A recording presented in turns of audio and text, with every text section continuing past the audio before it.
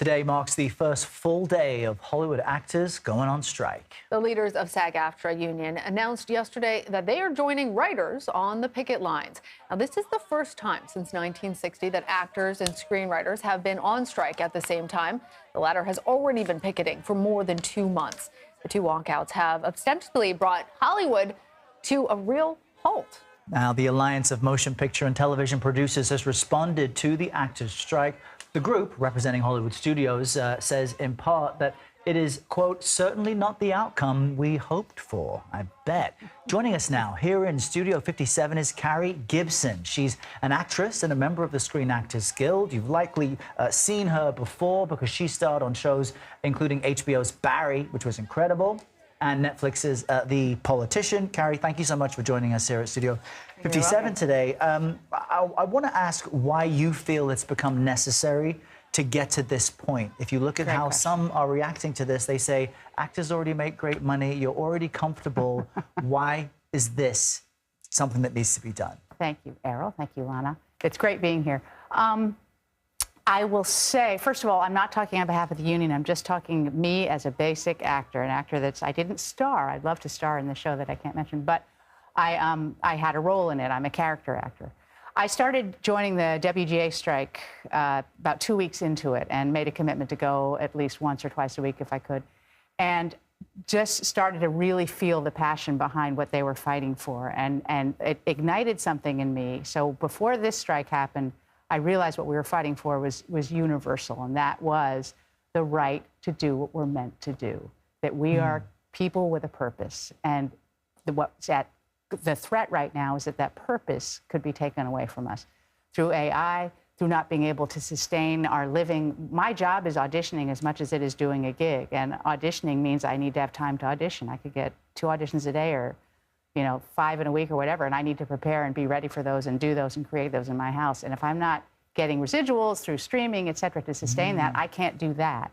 More importantly, the threat of AI is a threat that is facing our entire society, our culture. And if we don't find a way to say human beings' purpose, their creativity, the reason they're here on this earth is to do what they're meant to do, if we can't find a way to protect that as actors, as newscast, whatever it is, if we don't make a conscious choice as a society to say that's not okay, greed is not more important than you doing what you're meant to do. I'm meant to be an actor. I love doing what I'm doing.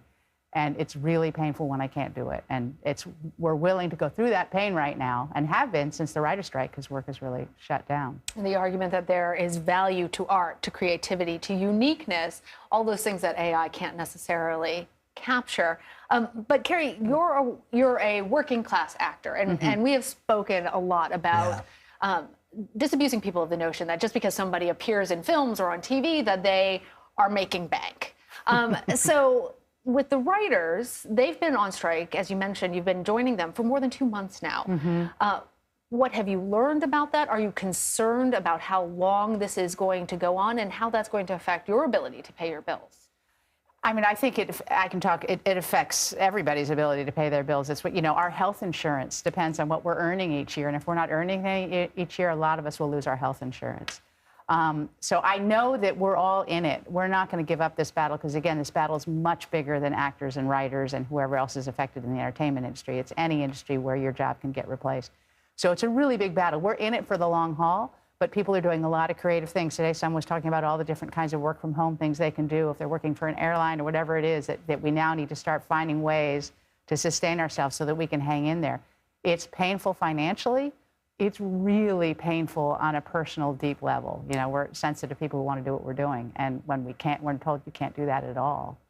Well, let me ask you more about that, because as this moves on and people continue to go through pain, there may be some younger people, some influencers, or more wealthy people who can go without a lot of money, who may cross the picket line, who may decide to be the AI, be the face and look that can be replicated. Do you worry about that? I don't personally worry about that, because it's really the passion out there. The writer's strike ignited a passion in everybody. A lot of actors joined the writer's strike, and they did it because they wanted to support the writers, but I think they discovered that they have the same passion. So I feel like there's I think that the majority, we got 97.8%, the union got 97.8% vote. in order to back the authorization of this strike. That's a pretty huge. Yeah. So I'm not, I think if somebody does cross the line, I think they're going to be by themselves and they're going to find themselves by themselves pretty quickly. And I don't think they can get rewarded enough for making that choice. I think there's just too Because the acting community is a community. It's quite social. You're all linked.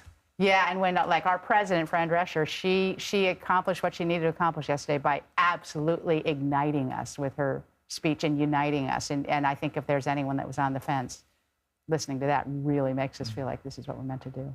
Carrie, we were talking a little bit before about the writers' strike and how potentially the synergy of the SAG-AFTRA and WGA both being on strike at the same time might force negotiators to actually come to a resolution and actually have good faith negotiations. Do you think that that's going to help out?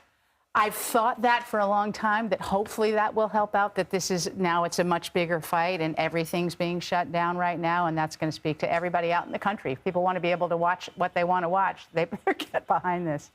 I hope so. We have to negotiate. I know that the union, I think, has to negotiate separately, so we can't, like, link them together in actual negotiations. But hopefully the fact that we're all out at the same time will start having an impact in a big way. So, yeah, I'm hopeful that that will be the case. Fingers crossed. All right. Carrie Gibson, thank you for joining us. Yeah, Thank you Carrie. very much for having me. It's been an honor.